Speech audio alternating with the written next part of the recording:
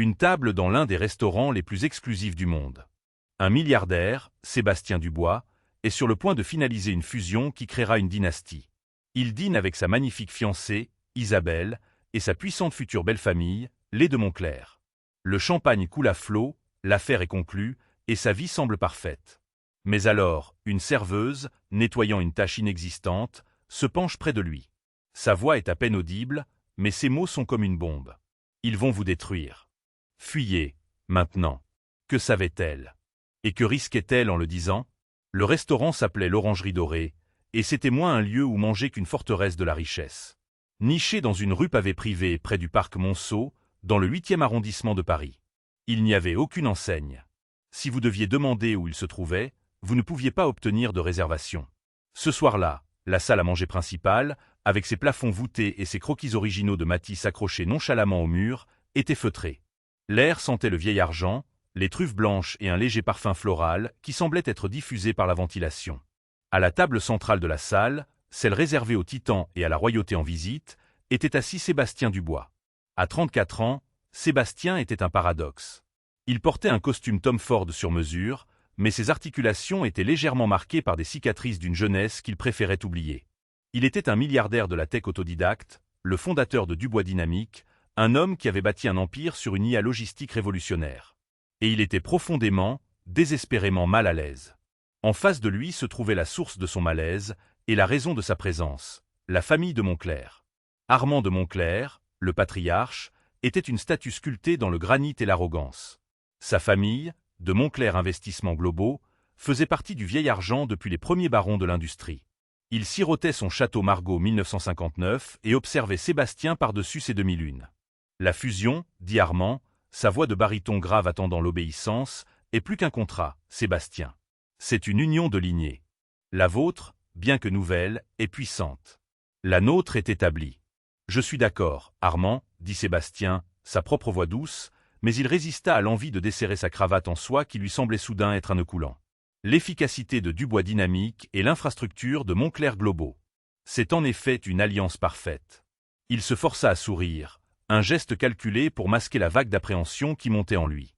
Chaque interaction avec Armand ressemblait à une partie d'échecs où les pièces étaient des entreprises valant des milliards et les enjeux, des vies entières. Sébastien sentait le poids de l'histoire de la famille de Moncler, une histoire gravée dans les murs de pierre de leur château en Touraine et dans les lignes de leur bilan financier. Il se sentait comme un intrus, un barbare aux portes de Rome, même si c'était lui qui apportait la technologie qui allait propulser leur empire dans le futur. Il se demanda une fois de plus si tout cela en valait la peine. La puissance, la portée, l'influence, tout cela était à sa portée, mais le prix semblait être une partie de son âme, une concession silencieuse à un monde qu'il avait passé toute sa vie à défier. Il regarda Isabelle, cherchant un signe de réconfort, un regard complice qui lui rappellerait pourquoi il endurait ce dîner suffocant. Mais ses yeux restaient fixés sur son assiette, son visage une toile lisse et indéchiffrable. À côté d'Armand, sa femme, Éléonore de Moncler, afficha un mince sourire reptilien. Elle était drapée de platine et de diamants, son visage un masque lisse et immobile de perfection chirurgicale. Elle n'avait jamais rien construit de sa vie, mais elle était la gardienne autoproclamée de la société acceptable. Nous avons été si surpris quand Isabelle vous a amené à Deauville pour la première fois, songea Éléonore, ajustant l'énorme diamant à son doigt. Nous n'avions tout simplement jamais rencontré quelqu'un qui travaillait de ses mains. Sébastien sourit, un geste serré et contrôlé. Je code encore, Éléonore. Ça me garde vive d'esprit. Comme c'est pittoresque, dit-elle avant de tourner son attention vers la 4e personne à table, Isabelle de Moncler, sa fiancée. Pour Sébastien, Isabelle était un rêve. Elle était d'une beauté classique avec de grands yeux bleus vulnérables et des cheveux de la couleur de leur filet. Elle semblait différente de ses parents, plus douce, plus gentille, avec un rire qui avait percé ses défenses de bourreau de travail.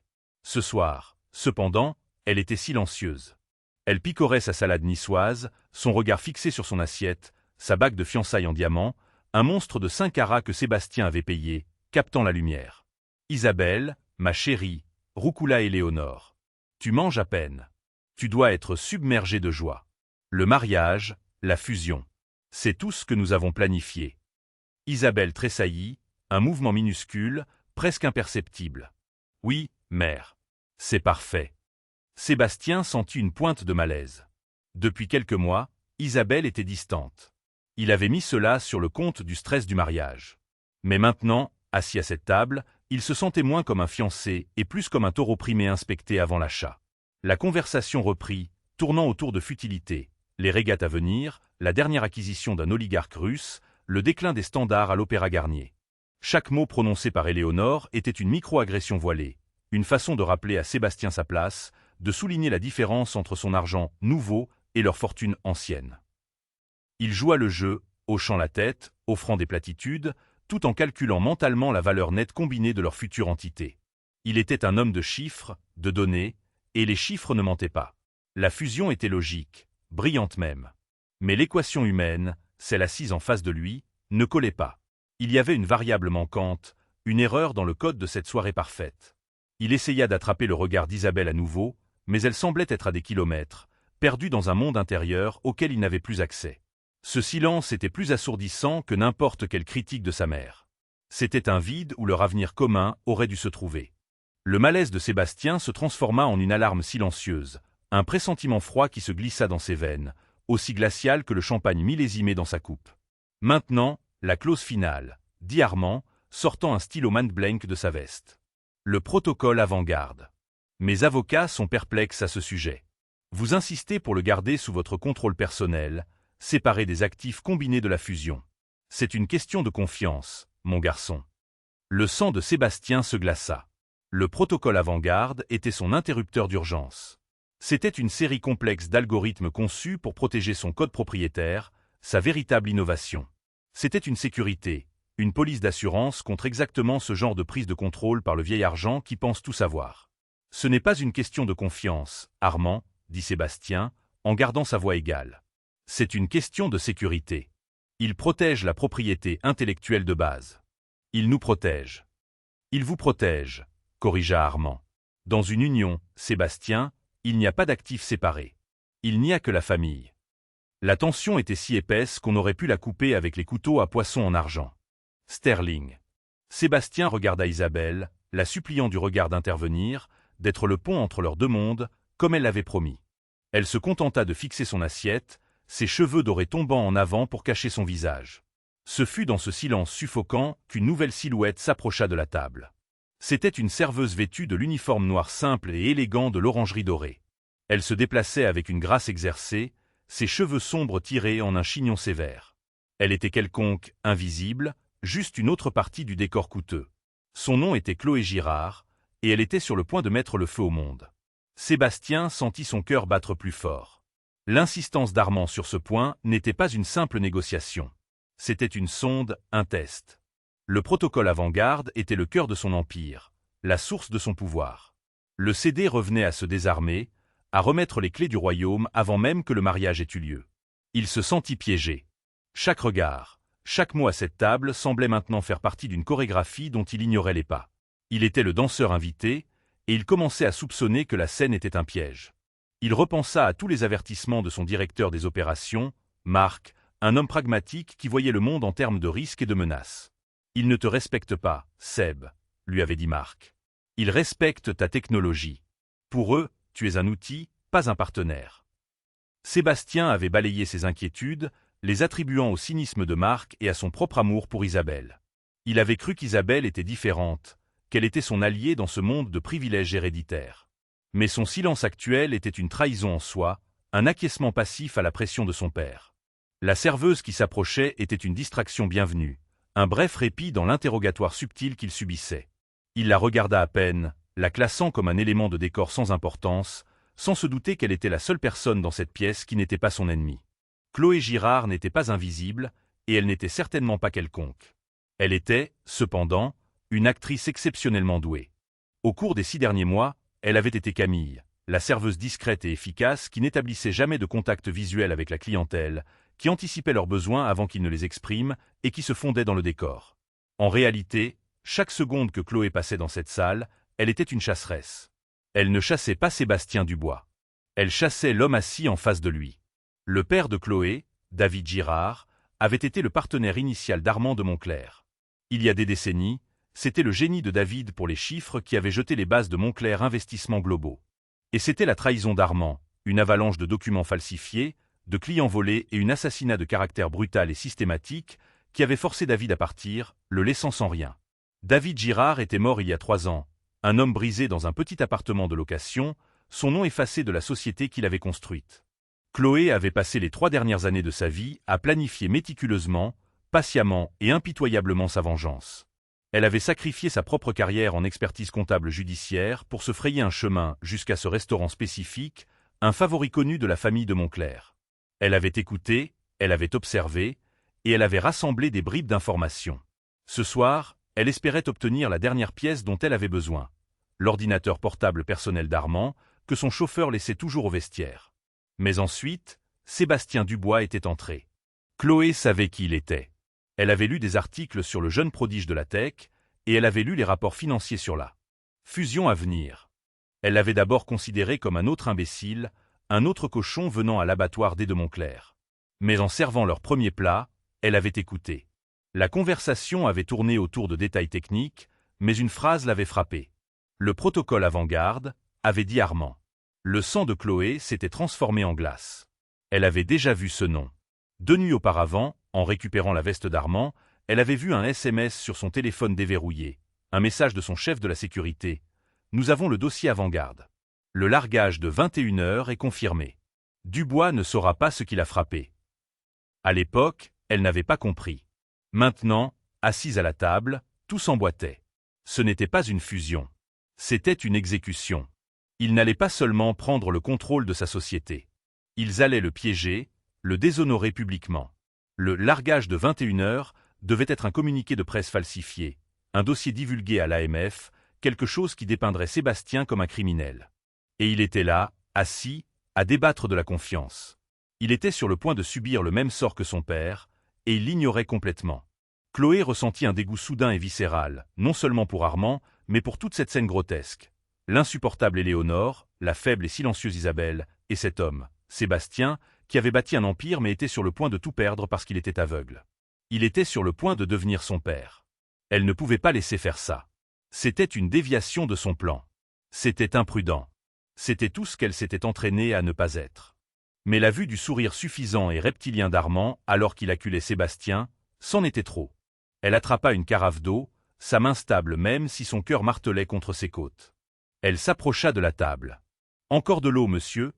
demanda-t-elle à Armand, sa voix un monotone fade et professionnel. En versant, elle trébucha. Une petite embardée crédible. Quelques gouttes d'eau glacée éclaboussèrent la manche du costume à 10 000 € de Sébastien. « Oh, mon Dieu !» haltatait-elle, son visage un masque d'excuses mortifiées. « Espèce d'imbécile maladroite !» siffla Éléonore en reculant. « Mes excuses, monsieur. Laissez-moi, s'il vous plaît, » dit Chloé, se précipitant aux côtés de Sébastien avec une serviette en lin amidonnée. Elle se pencha près de lui, tamponnant la tache humide inexistante, son corps protégeant sa bouche du reste de la table. Sébastien se tournait déjà vers elle, un « ce n'est rien » poli sur les lèvres. C'est alors qu'elle parla. Son murmure était si bas que c'était presque juste un souffle, une vibration contre son oreille, perdue dans le bruit ambiant du restaurant. Ils ont votre dossier avant-garde. C'est un coup monté. Ils organisent une prise de contrôle hostile, pas une fusion. Il y a un communiqué de presse négatif prévu pour 21 heures. Ils vont vous détruire. Fuyez, maintenant. Elle se recula, ses yeux rencontrant les siens un bref instant. Son regard n'était pas apologétique. Il était urgent. Il était furieux. Mes plus profondes excuses pour le déversement, monsieur Dubois, dit-elle, sa voix professionnelle revenant, assez forte pour que la table l'entende. Et puis, aussi rapidement qu'elle était arrivée, elle se tourna et disparut dans les ombres de la salle à manger. Son cœur battait à tout rompre. Elle avait franchi une ligne. Son plan minutieusement élaboré venait de voler en éclats. Elle n'était plus une observatrice invisible. Elle était une actrice dans le drame, une conspiratrice. Elle retourna vers les cuisines, les mains tremblantes, s'attendant à chaque seconde à sentir la main d'un agent de sécurité sur son épaule. Elle avait tout risqué sur une impulsion, un élan de « quoi » De pitié? D'empathie pour un homme qu'elle ne connaissait pas? Non, ce n'était pas ça. C'était la haine. La haine pure et distillée pour Armand de Moncler. Voir le même scénario se répéter, la même arrogance prédatrice en action, avait réveillé en elle une fureur qu'elle avait gardée sous contrôle pendant des années. Elle ne sauvait pas Sébastien Dubois. Elle sabotait Armand de Moncler de la manière la plus immédiate et la plus dommageable possible. Elle lui volait sa victoire au moment même où il la savourait.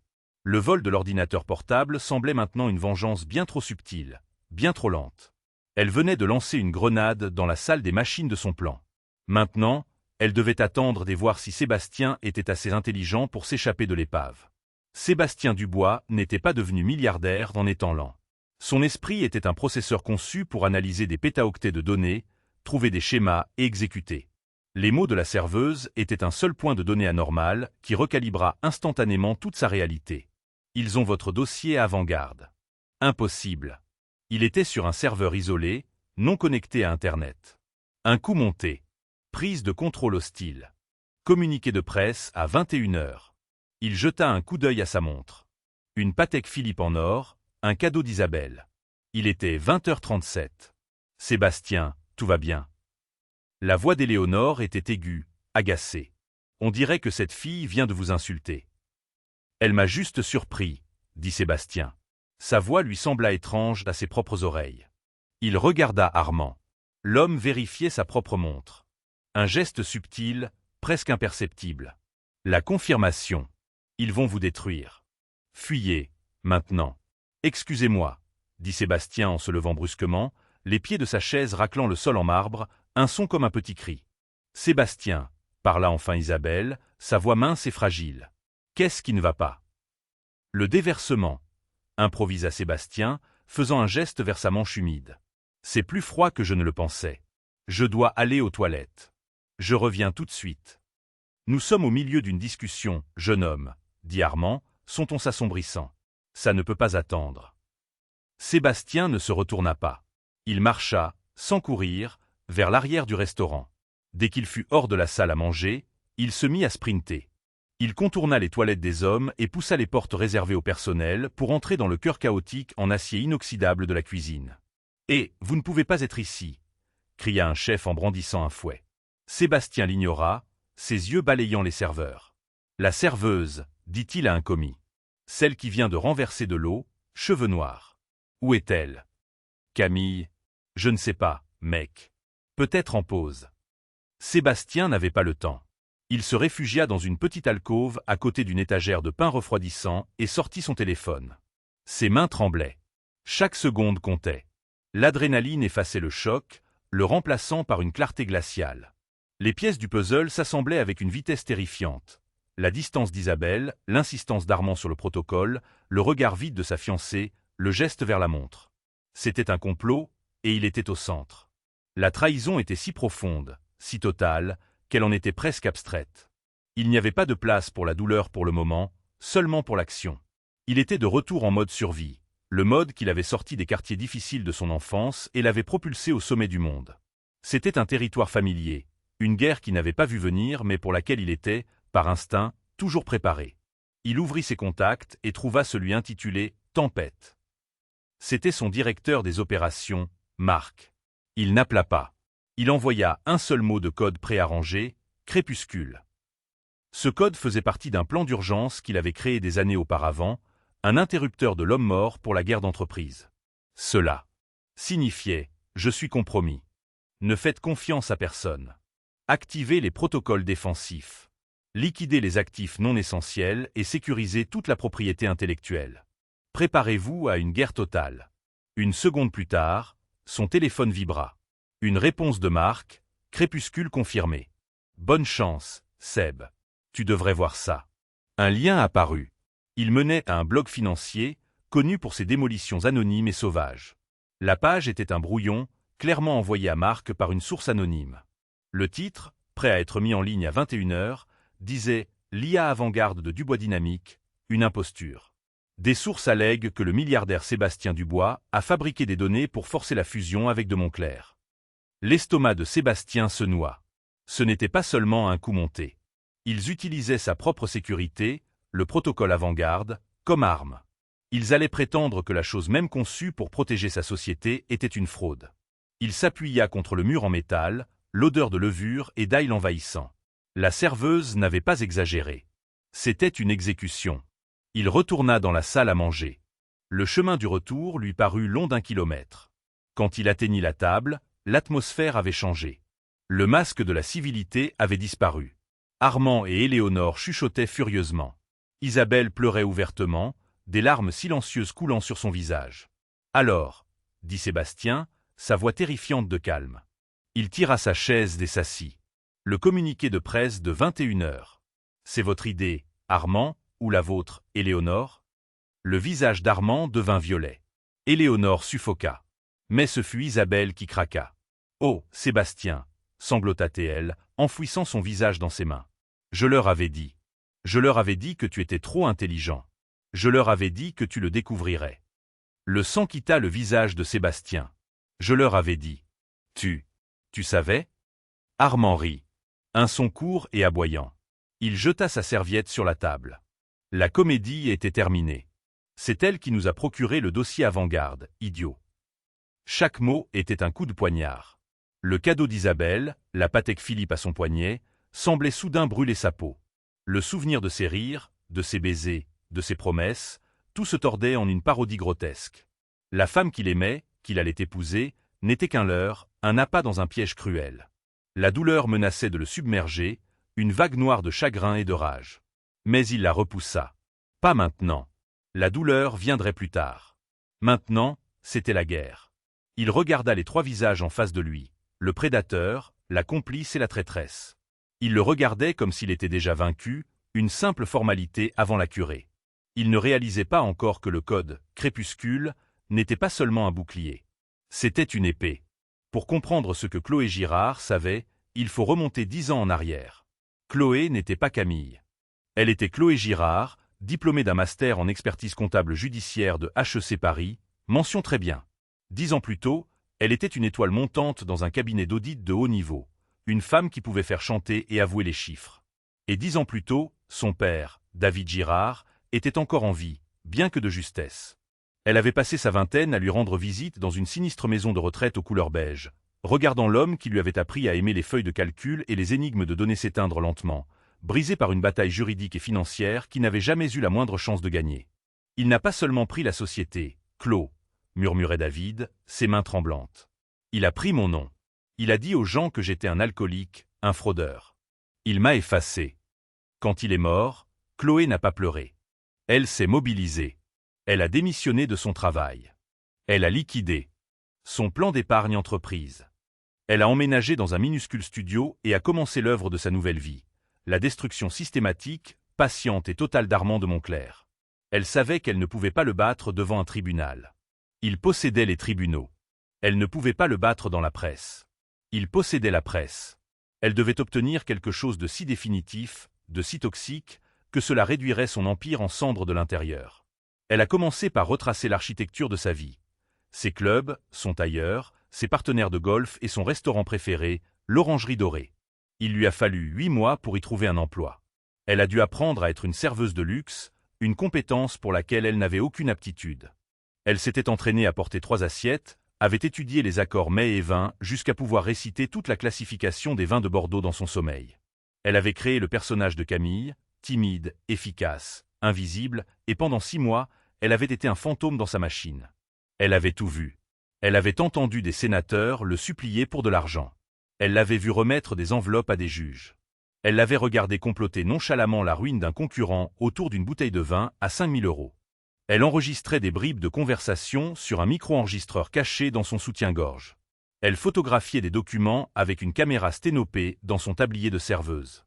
Elle avait appris l'existence de l'homme de main, un certain monsieur Rocher, qui s'asseyait au bar et coordonnait les sales besognes d'Armand.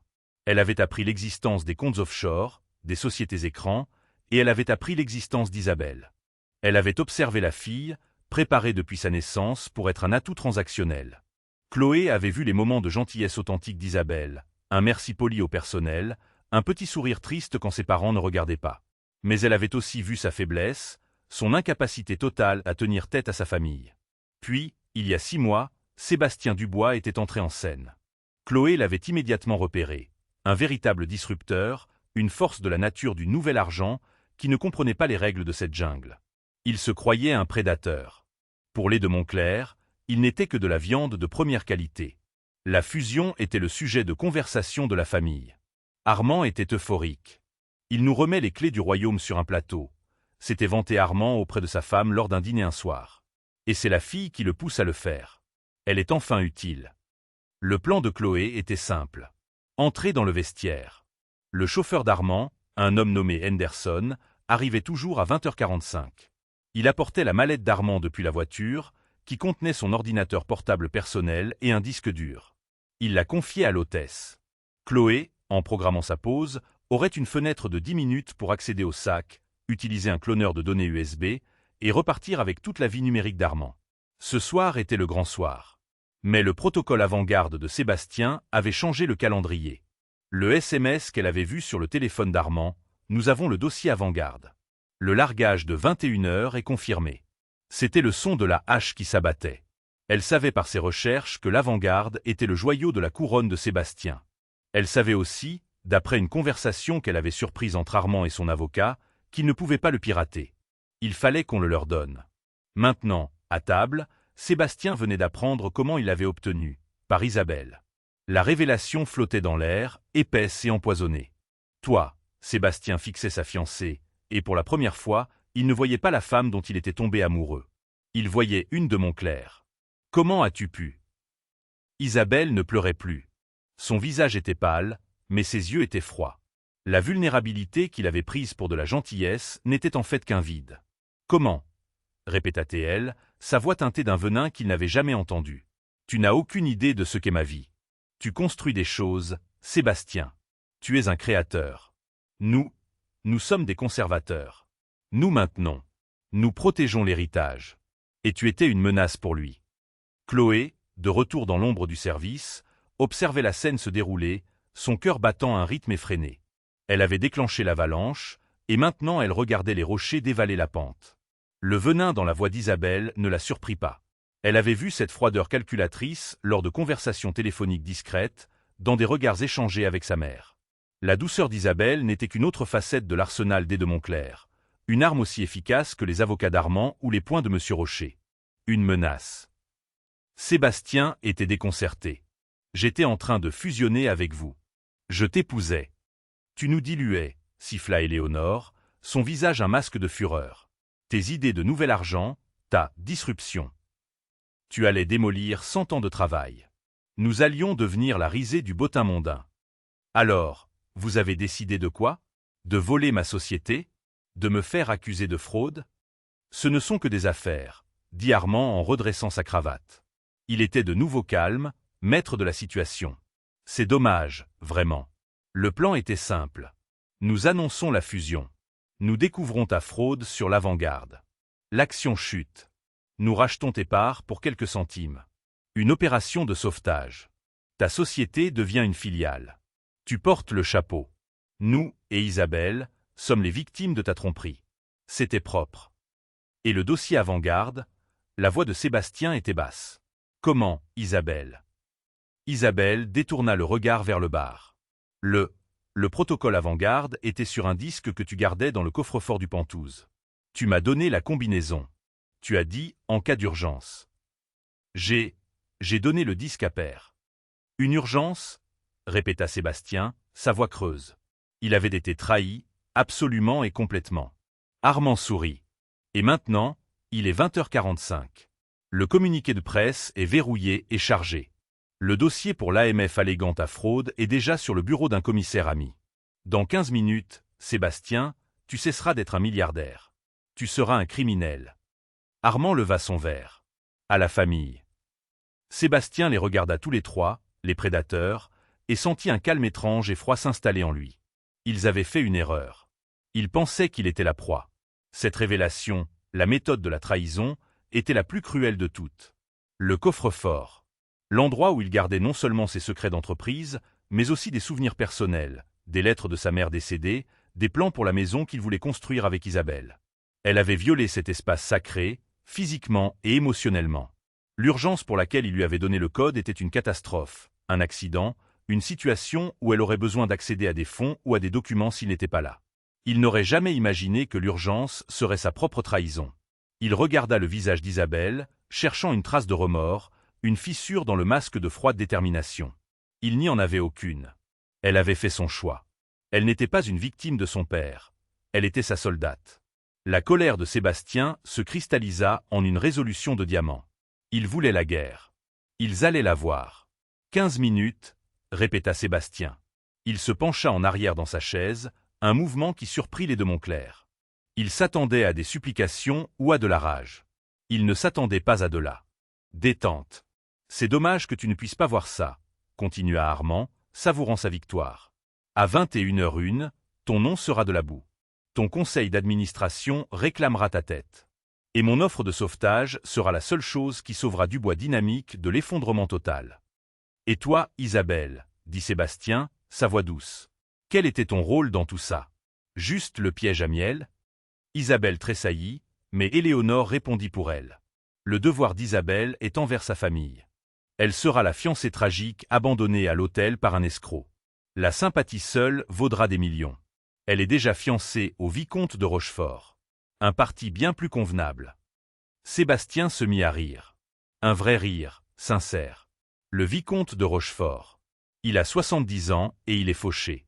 Vous vendez votre fille à un septuagénaire fauché pour un titre. C'est un vicomté, rétorqua Éléonore. C'est aussi médiéval. Et c'est ton problème, Armand. Tu mènes une guerre du 19e siècle. Moi, je mène une guerre du 21e. Sébastien posa son téléphone sur la table, écran vers le haut. Quand je suis allé aux toilettes, j'ai envoyé un SMS. Un seul mot. Crépuscule. Le sourire d'Armand vacilla. Un mot de code. Comme c'est théâtral. C'est une sécurité d'entreprise.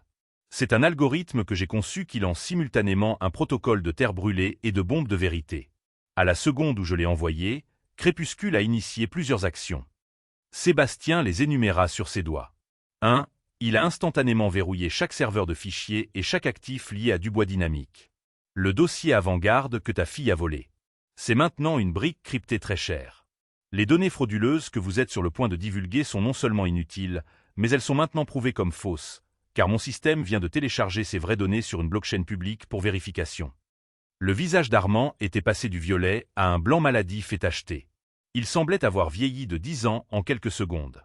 Éléonore le regardait, sa bouche entr'ouverte, le venin remplacé par une confusion paniquée. Isabelle, elle, semblait simplement figée, une statue de porcelaine sur le point de se briser. Sébastien sentit une satisfaction froide et sombre. C'était la première fois qu'il voyait la peur dans leurs yeux, la vraie peur existentielle de ceux qui réalisent qu'ils ont perdu le contrôle. Ils avaient joué leur partie en pensant que l'échiquier était le leur, sans se rendre compte qu'ils jouaient à un tout autre jeu, sur un champ de bataille numérique où ils n'étaient que des amateurs. 2. Continua Sébastien, sa voix devenant plus dure, chaque mot frappant comme un marteau. Crépuscule a activé un algorithme offensif secondaire que j'appelle Tempête. Tempête est une araignée. Elle explore discrètement vos réseaux numériques depuis que vous avez proposé cette fusion pour la première fois. Je suis un type de la tech, Armand. Je crois à la confiance, mais aussi à la vérification. Et quand j'ai vérifié, j'ai trouvé beaucoup de choses. Le téléphone de Sébastien vibra. Un nouveau message de Marc. C'est fait. Le paquet est en ligne. Ils sont finis. Ah, juste à temps. 20h50, dit Sébastien en jetant un coup d'œil à sa Patek Philippe. Je crois que je vais appeler cette montre la survivante. Il regarda Armand. Tempête a tout trouvé. Les comptes offshore au Caïman, les bilans falsifiés de Montcler globaux datant de 10 ans. Les paiements au commissaire ami de l'AMF, le dossier sur un homme nommé David Girard. Éléonore laissa échapper un petit son étranglé. Et 3, poursuivit Sébastien, sa voix comme de la glace. Il a compilé tout cela, absolument tout, en un seul paquet de données complet. Et à 20h49, il y a une minute, il a envoyé ce paquet au parquet national financier, au journal Le Monde, à la division des lanceurs d'alerte de l'AMF. Et juste pour le plaisir, à tous les grands blogueurs financiers de la planète. Le fameux « largage » de 21h que vous prépariez pour moi. Vous venez de vous prendre un tsunami avec 10 minutes d'avance. Armand de Montcler ne respirait plus. Il regardait fixement, la bouche ouverte. Vous bluffez, murmura Armand, mais il n'y avait aucune conviction dans sa voix. Vraiment. Sébastien retourna son téléphone. L'écran montrait la page d'accueil des actualités du monde. Le titre clignotait en rouge. Montcler Investissements Globaux impliqués dans une fraude massive sur plusieurs décennies. Une fuite de données révèle manipulation de marché et corruption. Le PDG Armand de Montcler nommé. Isabelle hurla. Éléonore s'évanouit, s'affaissant sur la table, son collier de diamants cliquetant contre une assiette à pain. Armand se contenta de regarder fixement. Il était une statue, un monument à sa propre brie. Le silence qui suivit fut plus assourdissant que le cri d'Isabelle. Le bourdonnement feutré du restaurant semblait s'être arrêté. Le monde s'était contracté pour se limiter à cette table, à ce téléphone lumineux affichant la ruine d'un empire. Sébastien ressentit une étrange absence d'émotion. Pas de triomphe, pas de joie. Juste le vide froid d'une tâche accomplie. Il avait survécu. Il avait gagné. Mais le coup était immense. La femme qu'il pensait aimer était une étrangère, une ennemie. L'avenir qu'il avait imaginé s'était évaporé. Il était seul, au sommet d'un champ de bataille numérique qu'il avait lui-même créé. « Vous voyez, Armand, » dit Sébastien en se levant. « Vous avez essayé d'acheter ma société, mais vous avez oublié de vérifier qui possédait la banque. » Il regarda les ruines de la famille de Montclair. « Le problème avec le vieil argent, c'est qu'il vous rend lent. Vous pensiez que j'étais une menace pour votre héritage. C'est vous qui étiez la menace. Vous l'avez simplement pourri de l'intérieur. » Il commença à s'éloigner. « Sébastien, attends !» cria Isabelle en attrapant son bras. Son visage était un masque grotesque de terreur. « Emmène-moi avec toi, s'il te plaît. »« Je ne peux pas. Il m'a forcé. Emmène-moi avec toi. » Sébastien regarda sa main sur sa manche. Il l'enleva doucement, fermement. « Non, » dit-il, sans méchanceté. « Tu es une de Montclair. Ta place est ici, avec ta famille. » Il les laissa là. L'addition n'était pas payée. Le monde brûlait autour d'eux. Et pour la première fois depuis des mois, Sébastien Dubois sentit qu'il pouvait enfin respirer. Il quitta la salle à manger principale, passant devant les clients stupéfaits qui commençaient maintenant à regarder l'agitation à la table des de Montclair. Le directeur du restaurant se précipitait, le visage pâle. Sébastien ne ralentit pas son allure. Alors qu'il atteignait le hall d'entrée opulent au sol de marbre, un homme se plaça devant lui. Il était quelconque, costume gris, cheveux gris, yeux gris. Il ressemblait à un comptable de niveau intermédiaire. Mais Sébastien le reconnut du bar. C'était l'homme à qui Éléonore avait fait des signes. C'était l'homme de main, le fixé. « Monsieur Dubois, » dit l'homme. Sa voix était plate, comme du gravier versé sur un tapis. « Monsieur de Montclair est un homme très discret. Je pense qu'il serait préférable que vous retourniez à la table pour finir votre discussion. » Ce n'était pas une demande. C'était une menace. La main de l'homme était dans sa poche et elle ne tenait pas un portefeuille. La liberté qu'il avait ressentie en quittant la table était déjà contestée. Le monde des de Montclair ne laissait pas partir ses proies si facilement. Les tentacules de leur pouvoir s'étendaient bien au-delà de la salle à manger, dans les recoins sombres où des hommes comme celui-ci opéraient. Sébastien sentit une nouvelle poussée d'adrénaline, mais cette fois, ce n'était pas la panique, c'était de la fureur. Ils avaient essayé de le détruire financièrement, de le briser émotionnellement, et maintenant ils envoyaient un chien de garde pour l'intimider physiquement. L'arrogance était sans limite. Ils croyaient vraiment que leurs règles s'appliquaient à tout, que leur pouvoir était absolu.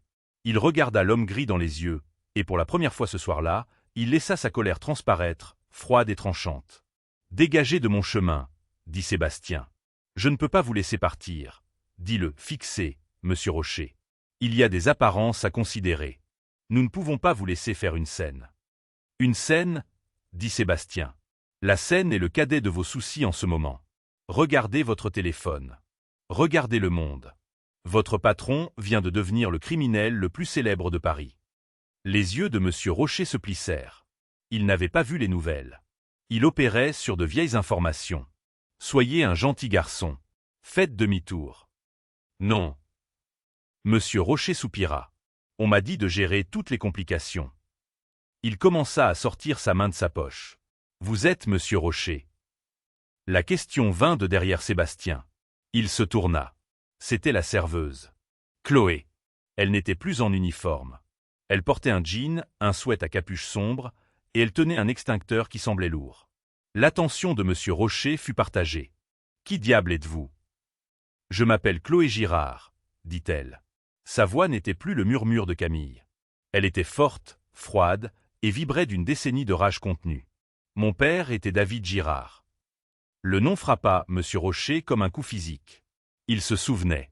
C'était lui qui avait géré la complication David Girard toutes ces années auparavant. « Vous êtes censé être parti, » dit Rocher. « Je le suis, » dit Chloé. « Camille vient de démissionner. » Dans cette seconde d'hésitation, Sébastien bougea. Il n'attaqua pas Rocher. Il attaqua l'environnement. Il attrapa un énorme arrangement floral, valant une fortune de son piédestal et le projeta contre les portes vitrées du restaurant. Le fracas fut assourdissant. De l'eau, du verre et des fleurs exotiques explosèrent à travers le hall. Une femme cria. L'alarme incendie, déclenchée par l'impact, se mit à hurler. Le chaos. Maintenant, nous avons une scène, cria Sébastien. Monsieur Rocher fut momentanément aveuglé par l'aspersion.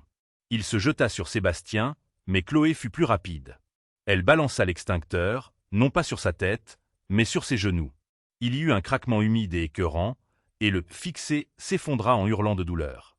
Les gens couraient partout, glissant sur le marbre mouillé. La soudaineté de la violence était choquante, mais nécessaire. Sébastien savait que la seule façon de vaincre des gens comme Rocher était de briser le scénario, de créer une situation qu'il ne pouvait pas contrôler. Le chaos était son allié. Il regarda Chloé, cette femme qui était passée de serveuse invisible à ange vengeur en l'espace de quelques minutes. Il y avait une intensité féroce dans ses yeux, une concentration qui transcendait la peur. Elle n'était pas seulement en train de le sauver. Elle était en train de régler une vieille dette, de réclamer une justice qui lui avait été refusée pendant des années. « Par ici !» cria Chloé. Elle ne courut pas vers la porte d'entrée. Elle attrapa la main de Sébastien, une poigne d'acier, et le tira à travers les portes réservées au personnel, à travers la cuisine où les chefs évacuaient déjà, et dehors dans une ruelle sombre et étroite encombrée de caisses de légumes. L'air était froid. Des sirènes, pas seulement celles de l'alarme incendie, mais de vraies sirènes, approchaient déjà. Sébastien s'appuya contre le mur de briques, respirant fort, son cœur battant la chamade. « Vous êtes Chloé Girard. »« C'est exact, » dit-elle en jetant l'extincteur. Il retentit sur le pavé. « De rien, au fait. »« Vous m'avez sauvé, » dit-il en la regardant dans la pénombre. « Là-bas, à table. »« Pourquoi ? Vous ne me connaissiez pas, je le connaissais, lui, » dit Chloé, sa voix amère. « Je savais ce qu'Armand de Montclair fait aux gens. Il l'a fait à mon père. Il a volé sa société, son nom, sa vie. Je prévois de le faire tomber depuis 10 ans. Vous planifiez ça? Tout ça? » « Pas tout à fait, » admit elle. « Mon plan était de voler son disque dur au vestiaire ce soir. Votre truc, Crépuscule, était plus bruyant que prévu. Mais c'est efficace. L'algorithme tempête. Il a trouvé un dossier sur votre père. C'est ce qui me l'a confirmé. Je suis tellement désolé, Chloé. » Elle hocha simplement la tête, enroulant ses bras autour d'elle. La fureur qui l'avait soutenue s'estompait, remplacée par un vide soudain et discordant.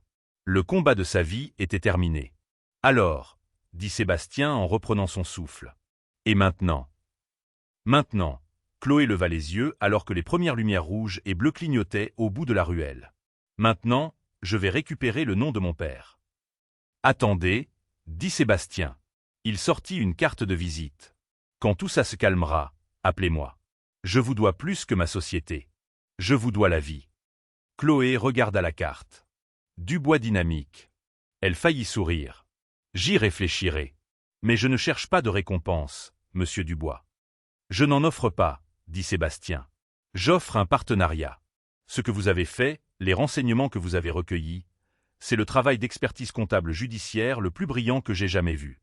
Vous êtes une chasseresse. J'aime ça. » Elle prit la carte. « Monsieur Dubois. Monsieur Dubois. Est-ce vrai ?» Une meute de journalistes, alertés par la fuite de données, grouillait soudainement devant le restaurant. « Partez, » dit Chloé en montrant l'autre bout de la ruelle. « Ils ne vous chercheront pas par ici. Allez, soyez l'homme avec qui mon père pensait être associé. Soyez meilleur qu'eux. » Sébastien la regarda une dernière fois, cette femme incroyable, impossible, qui avait surgi de nulle part et avait tout changé. « Merci, Chloé Girard, » dit-il. Puis il se tourna et courut, disparaissant dans la nuit parisienne, laissant derrière lui l'épave fumante de l'Empire de Montclair. Les 72 heures suivantes furent un tourbillon. Sébastien ne rentra pas chez lui. Il se rendit dans un bureau sécurisé et anonyme dans l'un de ces immeubles fantômes, un lieu qui n'existait techniquement sur aucun registre de société. Avec Marc, son directeur des opérations, et une équipe de ses nettoyeurs les plus fiables, avocats, publicistes et spécialistes de la sécurité des données, il mena la guerre.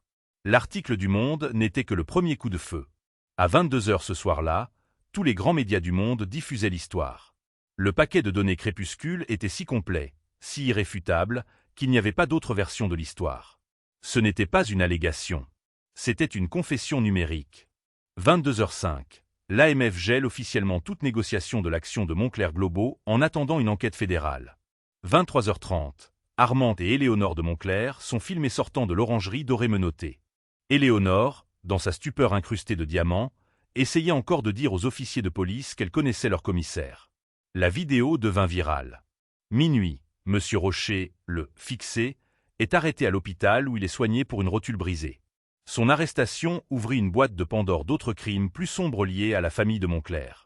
2h du matin, Sébastien, depuis sa salle de guerre, publie sa seule déclaration publique. Dubois Dynamique a été informé des allégations profondément troublantes contre Moncler Globaux. Nous coopérons pleinement avec les autorités. Notre projet de fusion est bien sûr annulé. Nos pensées vont aux victimes de cette fraude présumée qui dure depuis des décennies. Mais la véritable histoire, celle qui a captivé l'imagination du public, était celle d'Isabelle. Après le départ de Sébastien, elle était simplement restée assise. Pendant que sa mère s'évanouissait et que son père était arrêté, Isabelle de Moncler, la Golden Girl du 16e arrondissement, fixait simplement les débris de son dîner en sanglotant. Elle ne fut pas arrêtée.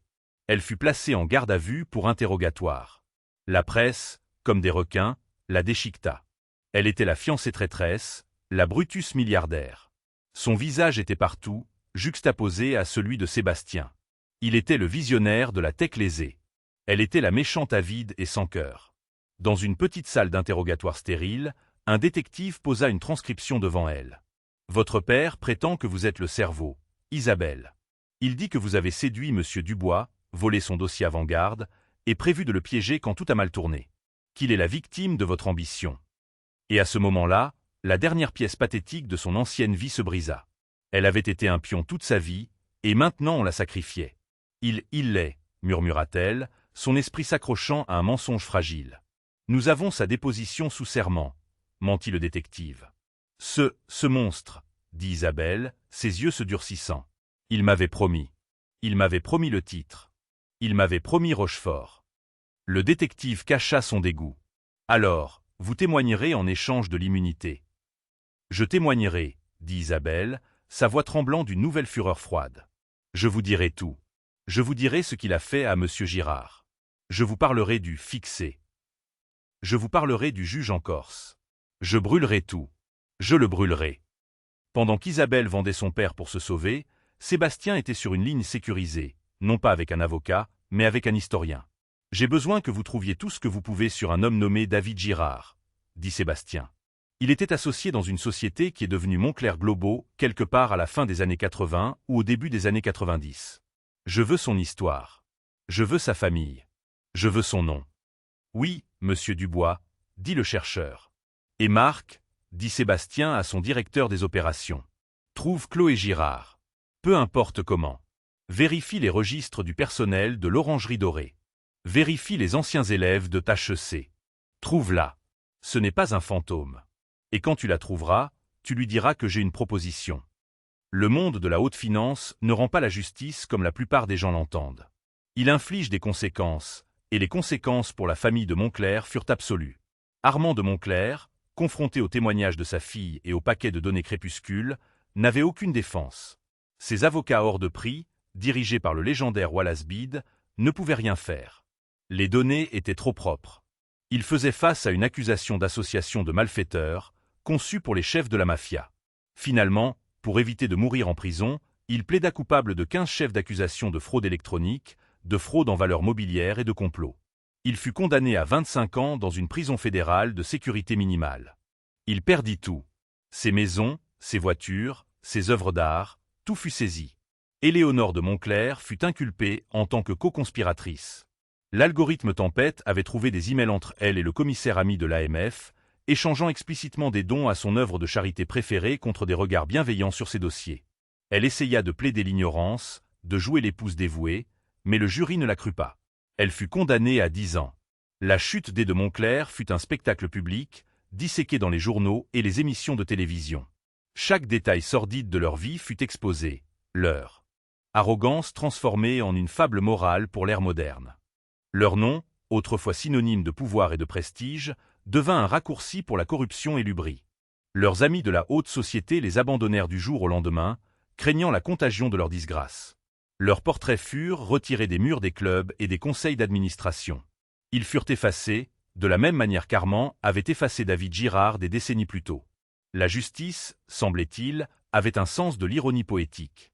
Sébastien suivait tout cela depuis la solitude de son bureau, un observateur distant de la destruction qu'il avait déclenchée. Il ne ressentait aucune joie, seulement une lourde lassitude. C'était une victoire, mais une victoire qui avait le goût des cendres. Isabelle de Montclerc fut le témoin vedette. Au tribunal, elle était une figure tragique parfaite. Elle pleurait en décrivant la nature autoritaire et menaçante de son père. Elle détailla avec une mémoire parfaite la nuit où elle vola le disque avant-garde. Elle se peignit comme une victime, un cas classique de contrôle coercitif. L'accusation lui accorda une immunité totale. Le public, cependant, ne fut pas aussi indulgent. Elle était une paria. Le vicomte de Rochefort, le noble fauché, annula publiquement sa proposition, déclarant qu'il ne pouvait, en bonne conscience, être associé à un tel scandale. Ses amis, les autres conservatrices du 16e arrondissement, traversaient la rue pour l'éviter. Elle fut mise sur liste noire de toutes les œuvres de charité, de tous les clubs, de tous les galas. Son karma n'était pas la prison. C'était l'obscurité. C'était la seule chose qu'on lui avait appris à craindre plus que la pauvreté, l'insignifiance. On la vit pour la dernière fois postuler pour un poste de directrice adjointe dans une boutique de luxe à Genève, sous un nom différent. Dubois Dynamique, la société de Sébastien, vit son action monter en flèche. Il n'était plus seulement un tech bro. Il était un tueur de géants, un nouveau roi de l'argent qui avait renversé un empire corrompu du vieil argent. Il était perçu comme un franc-tireur, un titan éthique. Le protocole avant-garde, désormais éprouvé sur le champ de bataille, devint le nouvel étalon or de la sécurité d'entreprise. Mais la véritable histoire n'était pas celle de ceux qui étaient tombés. C'était celle de ceux qui s'élevaient. 3 jours après le dîner, Marc, le directeur des opérations de Sébastien, la trouva enfin. « Elle n'est pas à Paris », dit Marc à Sébastien. « Elle est dans un petit village en Normandie. Elle visite un cimetière. »« Réservez l'hélicoptère, » dit Sébastien. « Et appelez le monde. Dites-leur que j'ai une exclusivité et de faire venir leur meilleur photographe. » Le cimetière était petit, balayé par le vent, et surplombait une mer grise et agitée. Sébastien trouva Chloé Girard debout devant une simple pierre tombale en granit. David Girard 1952 à 2021. Père bien-aimé. Elle plaçait un exemplaire frais du Monde à la base de la pierre. Le titre criait « D.E. Montclerc condamné. Il a pris mon nom », dit la fille de la victime. La scène était d'une beauté poignante et solennelle. Le bruit des vagues s'écrasant contre les falaises en contrebas était la seule musique. Le vent salé fouettait les cheveux de Chloé, mais elle restait immobile, une sentinelle veillant sur la tombe de son père. Sébastien s'arrêta à distance, ne voulant pas interrompre ce moment intime et sacré. Il observa cette femme qui avait orchestré la chute d'un titan avec la patience d'une araignée tissant sa toile. Il voyait maintenant non seulement la chasseresse, mais aussi la fille en deuil qui avait tout sacrifié pour honorer la mémoire de son père. C'était une mission qui avait consumé une décennie de sa vie, et maintenant qu'elle était terminée, il se demandait ce qu'il restait d'elle, à part la douleur et le vide. « Ce n'est pas ce que je pensais que ce serait, » dit Chloé, sans se retourner. Elle l'avait entendu approcher. « Qu'est-ce qui ne l'est pas ?» demanda Sébastien en se tenant à côté d'elle. « La vengeance, » dit-elle. « Je pensais que ce serait chaleureux, comme une victoire. C'est juste silencieux, vide. Il est toujours parti. »« Vous n'avez pas obtenu de vengeance, Chloé, » dit doucement Sébastien. « Vous avez obtenu la justice. Ce sont 2 choses différentes. La vengeance consiste à mettre fin à quelque chose. La justice consiste à commencer quelque chose. » Elle le regarda enfin. Ses yeux étaient rouges. « Commencer quoi ? Je suis une serveuse qui vient d'agresser un homme avec un extincteur. Mon visage est sur BFM TV. Ma vie est finie. » Votre ancienne vie l'est, convint Sébastien, celle que vous avez construite sur Camille. Mais la vie de Chloé Girard, la plus brillante experte comptable judiciaire du pays, celle-là ne fait que commencer. Il lui tendit un épais portefeuille relié en cuir. Qu'est-ce que c'est ? C'est une proposition. Vous aviez raison. Vous ne devriez pas avoir de récompense. Vous devriez récupérer ce qui vous a été volé. Chloé l'ouvrit. C'était une série de documents juridiques. Quand le gouvernement a saisi les actifs de Montclerc Globaux, il les a mis aux enchères, expliqua Sébastien. Je les ai achetés. Tous. Les parties légitimes, en tout cas. Les immeubles, les salles de marché, Le nom. Vous avez acheté Moncler Globaux? Demanda-t-elle, confuse.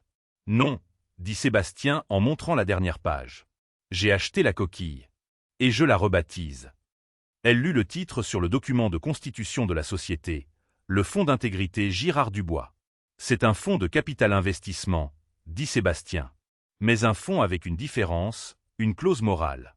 Nous n'investirons pas seulement dans des entreprises qui rapportent de l'argent. Nous investirons dans des entreprises qui sont éthiques. Et votre travail sera de le diriger. Vous serez la directrice de l'audit. Le but de tout votre département sera de trouver le prochain Armand de Moncler et de l'exposer avant qu'il ne ruine quelqu'un d'autre. Chloé était sans voix. Et Sébastien continua. Je l'amorce avec un capital initial de 5 milliards, mais ce n'est pas la vraie nouvelle. Il fit un geste vers le bord du cimetière où une femme avec un calepin et un homme avec un appareil photo se tenaient respectueusement. C'est Anna Cassine du Monde, dit Sébastien. Elle est ici pour raconter la vraie histoire. Pas la chute des de Moncler, mais l'histoire de l'homme qui a bâti la société qu'ils ont volée. Il tapota la pierre tombale. Elle est ici pour raconter l'histoire de David Girard. Chloé craqua enfin. Les larmes qu'elle avait retenues pendant une décennie. Des larmes de rage, de chagrin, d'épuisement, coulèrent enfin. Sébastien ne la toucha pas. Il se tint simplement à ses côtés, un partenaire silencieux, alors que la femme qui l'avait sauvé laissait enfin partir le fantôme qu'elle portait. 6 mois plus tard, le monolithe de verre et d'acier de la Défense qui avait autrefois abrité Moncler Globaux était méconnaissable. L'acajou sombre et oppressant qui avait tapissé le hall d'entrée comme l'intérieur d'un cercueil victorien avait disparu, vendu à la ferraille. À sa place, des fenêtres du sol au plafond inondaient l'atrium vertigineux de lumière naturelle. Là où le portrait narcissique et menaçant d'Armand avait autrefois trôné, exigeant l'allégeance de tous ceux qui entraient, il y avait maintenant une simple et élégante plaque d'acier brossé. Ce n'était pas une déclaration de mission. C'était un mémorial. Gravé sur sa surface se trouvait une copie du tout premier accord de partenariat, celui perdu depuis 30 ans. Il montrait 2 noms, de Moncler et Girard. Le nom sur le bâtiment lui-même, cependant, rendu dans une police de caractère moderne et épuré, n'était qu'un seul mot, Girard. À l'intérieur, le principal plateau de négociation avait été transformé d'un enclos de courtiers hurlants et survolté en un espace de collaboration ouvert. L'air, qui sentait autrefois la sueur, le café rassis et le désespoir, était maintenant pur, circulé à travers un système de murs végétaux vivants. Des panneaux acoustiques maintenaient le son à un bourdonnement productif et respectueux. Chloé Girard, désormais PDG du Fonds d'intégrité Girard Dubois, parcourait l'étage. L'uniforme de serveuse était un lointain souvenir, remplacé par un tailleur-pantalon bleu marine sur mesure et de simples boucles d'oreilles en perles. Mais elle ne marchait pas comme Éléonore de Moncler, comme si le sol était indigne d'elle. Elle marchait comme une personne ayant un but, s'arrêtant pour s'agenouiller près du bureau d'un analyste junior. « Que as-tu sur Vidian-Marc » demanda-t-elle, sa voix basse et concentrée. Le jeune analyste, un autre Marc, qu'elle avait embauché directement de HEC, leva les yeux, non pas avec peur, mais avec respect. « Mademoiselle Girard, les chiffres sont faibles, comme vous le soupçonniez. Toute leur projection pour le 4e trimestre est basée sur l'ouverture de 40 nouvelles usines en Asie du Sud-Est. »« Où » demanda Chloé, ses yeux balayant les données. « C'est le problème, » dit-il en pointant du doigt. Leurs données sur la chaîne d'approvisionnement sont complètement opaques. Tout passe par une seule société écran à Singapour. Nous ne pouvons pas voir la source. Chloé resta silencieuse pendant une minute entière, fixant l'écran. Elle se souvint des bouts de papier qu'elle avait assemblés dans son minuscule appartement. Les sociétés écrans, les comptes offshore, l'odeur de la pourriture du vieil argent. Opaque signifie qu'il cache quelque chose, dit-elle assez fort pour que l'équipe autour d'elle l'entende. Nous n'investissons pas dans les ombres. Je veux un audit indépendant complet de leurs pratiques de travail. Envoyez nos gens sur place. Si nous ne pouvons pas voir qui fabrique leurs produits, nous nous retirons. Et Marc, faites fuiter à nos contacts dans la presse que nous enquêtons. Mettez-leur la peur au ventre. Peut-être qu'ils feront le ménage juste sous la menace. Oui, mademoiselle Girard. Elle hocha la tête. Bon travail. Elle construisait ce dont son père avait rêvé. Une entreprise qui considérait le profit et l'éthique comme le même résultat net. Au même moment, de l'autre côté de la ville, Sébastien Dubois se trouvait sur le cercle rouge emblématique d'une scène de conférence TEDx Paris. Il n'était plus l'homme de l'orangerie dorée. Le costume Tom Ford lisse et blindé avait disparu. Il portait un simple col roulé noir et un jean. Son attention était entièrement tournée vers le public. « On nous a appris que les affaires, c'est la guerre », dit-il, sa voix résonnant d'une humilité nouvelle et durement acquise. Que la cupidité est une bonne chose, qu'il faut être un requin. Pendant longtemps, j'y ai cru. J'ai bâti ma société sur la disruption et l'agression. Je voyais un contrat de 10 000 mots comme une arme. Je voyais une fusion comme une conquête. Il fit une pause, et l'écran massif derrière lui s'illumina, non pas avec un logo, mais avec une photo granuleuse en noir et blanc d'un homme d'âge mûr souriant aux yeux bienveillants. David Girard. Puis j'ai été trahi, continua Sébastien, par les personnes mêmes que j'essayais de conquérir. Et j'ai été sauvé par la fille de l'homme qu'ils avaient détruit des décennies plus tôt. Le requin que je combattais n'était qu'un parasite se nourrissant de l'héritage d'un homme bien meilleur. Un homme qui croyait que les affaires ne consistaient pas à gagner. Elles consistaient à construire. Nous parlons du karma comme d'une force mystique. Ce n'est pas le cas. Le karma est un bilan. C'est un audit. C'est le fait simple et immuable que ce que vous mettez dans le monde, bon ou mauvais, vous sera finalement remboursé avec intérêt. Ma société, Dubois Dynamique, est maintenant dédiée à ce principe. Le fonds Girard Dubois est l'audit. Nous ne sommes pas ici pour être des requins. Nous sommes ici pour être la lumière. Les applaudissements furent assourdissants. Il sentit une bouffée de chaleur, non pas de l'ego, mais de la connexion. Il ne vendait plus un produit. Il partageait une vérité qu'il avait apprise à ses dépens. La chute d'Ede Moncler lui avait appris une leçon essentielle. La véritable force ne résidait pas dans la capacité de détruire, mais dans la résilience nécessaire pour construire quelque chose de durable et de juste sur les ruines. Il quitta la scène, non pas en se sentant comme un titan, mais comme un homme qui avait enfin trouvé sa véritable voie. Ce soir-là, ils se retrouvèrent au Tilted Stilt, un petit pub bruyant et sans prétention dans le 11e arrondissement. Pas de réservation, pas de cordon de velours.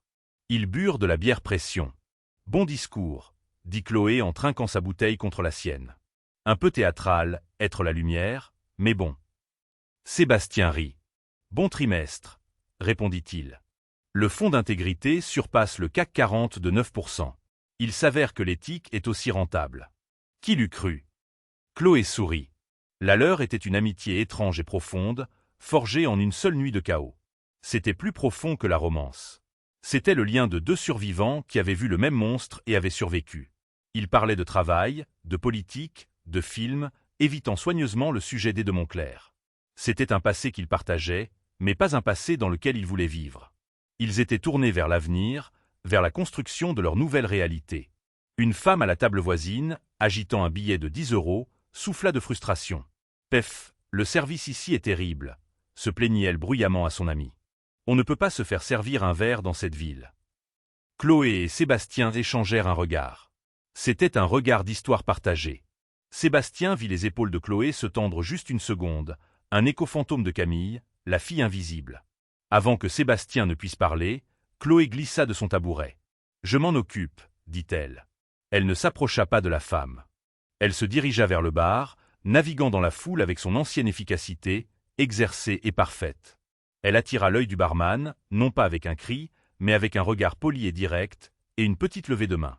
Le barman, sentant son vibe de professionnel du secteur, vint directement. « Qu'est-ce qu'il vous faut ?»« Mon ami là-bas, » dit Chloé en faisant un geste vers la femme, « passe une mauvaise soirée. Pourriez-vous lui envoyer un ?» Elle jeta un coup d'œil au verre de la femme. « Sauvignon blanc, et une tournée pour votre équipe.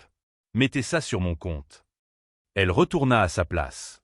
Une minute plus tard, le verre arriva. La femme était déconcertée, regardant autour d'elle. Elle vit Chloé, qui leva simplement son verre dans un petit salut. La femme sourit, confuse mais reconnaissante. « Tu n'étais pas obligé de lui payer un verre, » dit Sébastien, amusé. « Je sais, » dit Chloé. « Mais Camille aurait juste été invisible. Chloé Girard peut se permettre d'être gentille. » Elle regarda Sébastien, l'homme qui lui avait rendu le nom de son père. Il la regarda, la femme qui lui avait rendu son âme. Sébastien leva son verre. « À David Girard. » Chloé leva le sien, ses yeux clairs et brillants. « À la transmission au suivant. » Ils burent, deux partenaires, deux survivants, qui avaient regardé dans l'abîme de la cupidité et de la guerre des classes, et avaient choisi de construire quelque chose de meilleur et de plus lumineux de l'autre côté. Le silence confortable qui s'installa entre eux n'était pas vide, mais rempli de tout ce qui n'avait pas besoin d'être dit. Ils avaient tous deux été transformés par le feu de cette nuit à l'orangerie dorée. Sébastien avait perdu une fiancée et une illusion, mais il avait gagné une clarté de but qu'il n'avait jamais eue. Il n'était plus seulement un bâtisseur de système, il était un bâtisseur de valeurs. Chloé, de son côté, avait passé une décennie à vivre dans l'ombre de la vengeance. Maintenant, sous la lumière, elle apprenait à vivre pour l'avenir, non pour le passé. La mission de rendre justice à son père était accomplie, mais la mission de construire un héritage en son nom ne faisait que commencer. « Tu sais, » dit Sébastien en posant sa bière, « Marc m'a dit l'autre jour que nous recevons des centaines de CV de jeunes diplômés qui ne veulent travailler nulle part ailleurs. Il ne parle pas de salaire ou d'option d'achat d'actions. Il parle de la mission Girard Dubois. Point. » Chloé sourit, un vrai sourire qui illumina son visage. Mon père aurait adoré ça. Il croyait que les affaires pouvaient être une force pour le bien.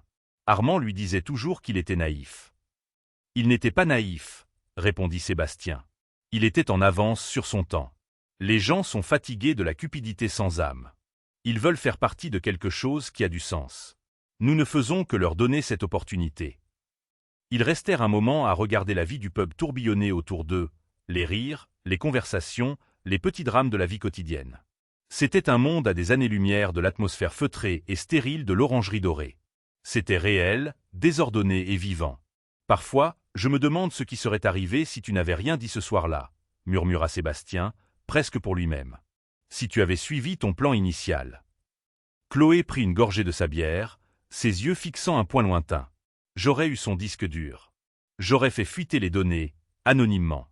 Il serait probablement tombé, mais plus lentement, et le monde n'aurait jamais connu l'histoire de mon père. Et toi? J'aurais été détruit, termina Sébastien. Mon nom sali, ma société volée. Je serais devenu une note de bas de page dans l'histoire de la montée en puissance des de Montclair. Il la regarda, une gratitude immense et silencieuse se lisant dans ses yeux. Une impulsion, une décision en une fraction de seconde de ta part a tout changé. Ce n'était pas une impulsion, dit-elle doucement. J'ai vu mon père en toi, assis à cette table. Pris au piège, aveugle à la trahison qui se préparait. J'ai passé des années à regretter de ne pas avoir été assez âgée, assez forte, pour le sauver. Ce soir-là, je l'étais. Je ne te sauvais pas, Sébastien. Je sauvais sa mémoire. C'était la confession la plus intime qu'elle lui ait jamais faite, une fenêtre sur la douleur profonde qui l'avait motivée pendant toutes ces années. Sébastien comprit alors que leur partenariat n'était pas seulement basé sur les affaires ou la gratitude. Il était basé sur une dette partagée envers le fantôme d'un homme bon, une promesse de faire ce qu'il n'avait jamais pu faire, prouver que l'intégrité était le plus grand des atouts. Un seul murmure. C'est tout ce qu'il a fallu pour faire tomber un empire corrompu. L'histoire de Sébastien Dubois et Chloé Girard est un puissant rappel que le karma n'est pas magique. C'est la conséquence des choix. Les de Montclair ont choisi la cupidité et ils ont tout perdu. Chloé et Sébastien ont choisi l'intégrité et ils ont bâti un nouvel héritage. Cela prouve que peu importe à quel point quelqu'un semble riche, puissant ou établi, il n'est jamais à l'abri de la vérité. La plus petite voix disant la vérité au bon moment peut être plus forte que tout l'argent du monde. Que pensez-vous de l'incroyable bravoure de Chloé? Avez-vous déjà vu l'attitude arrogante du « vieil argent » se retourner contre quelqu'un de manière aussi spectaculaire? Faites-nous part de vos réflexions dans les commentaires ci-dessous. Nous lisons chacun d'entre eux. Et si vous aimez les histoires où les arrogants obtiennent ce qu'ils méritent, veuillez cliquer sur le bouton « J'aime », partagez cette vidéo avec un ami qui a besoin de la voir, et assurez-vous de vous abonner pour plus de drames et de karma de la vie réelle. La fin de l'histoire n'était cependant pas une fin. C'était un commencement. Le fonds d'intégrité Girard Dubois est devenu une force avec laquelle il fallait compter, non seulement sur les marchés financiers, mais aussi dans les couloirs du pouvoir. L'équipe de Chloé, surnommée les « chasseurs de Girard » par la presse financière, a mis au jour des scandales dans des dizaines d'entreprises, forçant des réformes du travail, des changements environnementaux et des remaniements de conseils d'administration. Ils n'étaient pas populaires, mais ils étaient respectés. Sébastien, de son côté, a réorienté Dubois Dynamique. L'IA logistique qui avait fait sa fortune a été adaptée pour créer des chaînes d'approvisionnement transparentes, permettant aux consommateurs de suivre leurs produits depuis la source jusqu'au rayon, garantissant des pratiques éthiques à chaque étape.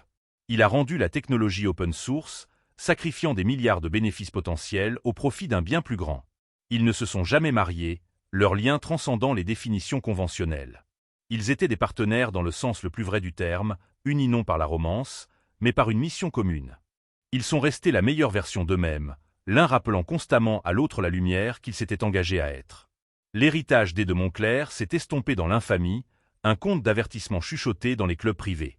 L'héritage de David Girard, cependant, a été gravé dans la pierre et l'acier du bâtiment qui portait son nom, un testament au fait qu'un homme peut être effacé, mais une idée juste, l'idée que l'intégrité a de la valeur, ne peut jamais vraiment mourir. Elle attend juste que la bonne personne, au bon moment, la murmure à nouveau dans le monde. L'impact de leurs actions s'est répercuté bien au-delà des cercles financiers. L'histoire de la chute des de Montclair et de la montée de Girard Dubois est devenue une étude de cas enseignée dans les écoles de commerce du monde entier. Des étudiants qui aspiraient autrefois à devenir des loups de Wall Street ou des magnats impitoyables ont commencé à parler de l'effet Girard, un nouveau paradigme où la diligence raisonnable éthique était aussi cruciale que l'analyse financière. Le fonds a lancé une fondation à but non lucratif, dédiée à soutenir les lanceurs d'alerte et le journalisme d'investigation, créant ainsi une armée de mini-Chloé à travers le monde, cherchant la vérité dans les bilans et les salles de conseil. Sébastien a utilisé sa plateforme pour plaider en faveur d'une réglementation plus stricte et d'une plus grande transparence des entreprises, devenant une épine dans le pied de l'establishment qu'il avait autrefois cherché à rejoindre. La relation entre Sébastien et Chloé s'est approfondie pour devenir une collaboration intellectuelle et morale sans faille. Leurs soirées au pub sont devenues des séances de stratégie, où ils débattaient des mérites d'un investissement ou de la meilleure façon de démanteler une structure d'entreprise corrompue. Ils se mettaient au défi, se poussaient mutuellement, affinant leurs idées contre la pierre de touche de la perspective de l'autre. Sébastien apportait la vision technologique expansive, Chloé la précision forensique et un scepticisme sain. Ensemble, ils étaient plus que la somme de leurs parties. Un soir, environ 1 an après leur première rencontre, ils étaient assis dans le même pub. Une jeune femme à la table voisine, visiblement une étudiante, parlait avec animation à ses amis. Et puis mon professeur de finance a dit « Oubliez Gordon. Gecko. Si vous voulez réussir aujourd'hui, étudiez Chloé Girard. C'est ça que je veux faire. Je veux être une chasseuse de Girard. » Chloé entendit et baissa les yeux sur sa bière, un léger rougissement colorant ses joues. Sébastien sourit. « On dirait que tu as commencé quelque chose, mademoiselle Girard. »« Nous avons commencé quelque chose, » corrigea-t-elle. Elle leva son verre. « À David. »« À David, » répondit Sébastien. Ils burent, non pas à la mémoire d'un homme mort, mais à l'héritage vivant et respirant qu'il avait inspiré, un héritage qui changeait le monde, un bilan à la fois. La serveuse qui s'était approchée d'eux ce soir-là n'était pas Camille, ni même une serveuse de carrière. C'était une jeune femme qui, comme l'étudiante à la table voisine, travaillait pour payer ses études de finance, inspirée par les gros titres qu'elle avait lus l'année précédente. Elle a reconnu Chloé et Sébastien, et ses mains tremblaient légèrement en posant leur bière. « Excusez-moi, » dit-elle timidement. « Je voulais juste vous dire. Merci. Vous m'avez fait réaliser que je pouvais faire de la finance et quand même me regarder dans le miroir. » Chloé la regarda, voyant un reflet de sa propre jeunesse, avant que le cynisme et la vengeance ne s'installent. « Quel est ton nom » demanda-t-elle gentiment. « Sophie » répondit la jeune femme. « Eh bien, Sophie, » dit Chloé en sortant une carte de visite de son sac. Non pas une carte de PDG, mais une carte personnelle simple avec son email. Quand vous aurez votre diplôme, envoyez-moi votre CV. Nous sommes toujours à la recherche de gens qui veulent se regarder dans le miroir. Les yeux de Sophie s'écarquillèrent. Elle prit la carte comme si c'était un trésor. « Merci » murmura-t-elle avant de s'éloigner, étourdie. Sébastien regarda Chloé avec une admiration renouvelée. Elle n'était pas seulement en train de construire une entreprise. Elle construisait la prochaine génération. L'histoire aurait pu se terminer là, avec 2 héros créant un monde meilleur. Mais le monde est complexe, et les fantômes du passé ont une façon de persister. Un après-midi pluvieux de printemps, 2 ans après la condamnation des de Montclair, Sébastien reçut une lettre. Elle n'avait pas d'adresse de retour, juste un cachet de la poste d'une petite ville en Suisse. L'écriture était élégante et immédiatement reconnaissable. C'était celle d'Isabelle. Il hésita, la lettre à la main. Une partie de lui voulait la brûler, ne pas laisser son poison s'infiltrer à nouveau dans sa vie. Mais la curiosité, et peut-être un vestige de l'homme qu'il avait été, l'emporta. Il l'ouvrit. La lettre était courte. « Sébastien, je ne sais pas pourquoi j'écris ceci, ni si tu le liras. Je ne demande pas ton pardon. Ce que j'ai fait est impardonnable. Je voulais juste que tu saches que témoigner contre mon père n'était pas seulement pour me sauver. C'était la première chose vraiment mienne que j'ai jamais faite. En le détruisant, j'ai détruit la prison qu'il avait construite autour de moi depuis ma naissance.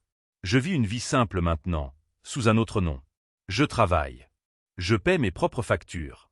Pour la première fois de ma vie, je suis libre. Je sais que je ne le mérite pas, mais je te suis reconnaissante.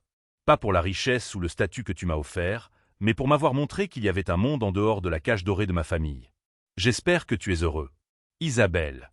Sébastien lut la lettre 2 fois. Il ne ressentit pas de colère, pas de pitié, seulement une sorte de conclusion mélancolique. Isabelle n'était pas le monstre qu'il avait imaginé. Elle était une créature faible et imparfaite, façonnée par un environnement toxique, qui avait finalement trouvé une sorte de rédemption dans l'anonymat. Sa trahison avait été l'acte d'une enfant effrayée, pas d'une reine maléfique. Il ne lui pardonnerait jamais, mais il pouvait la comprendre. Il montra la lettre à Chloé ce soir-là.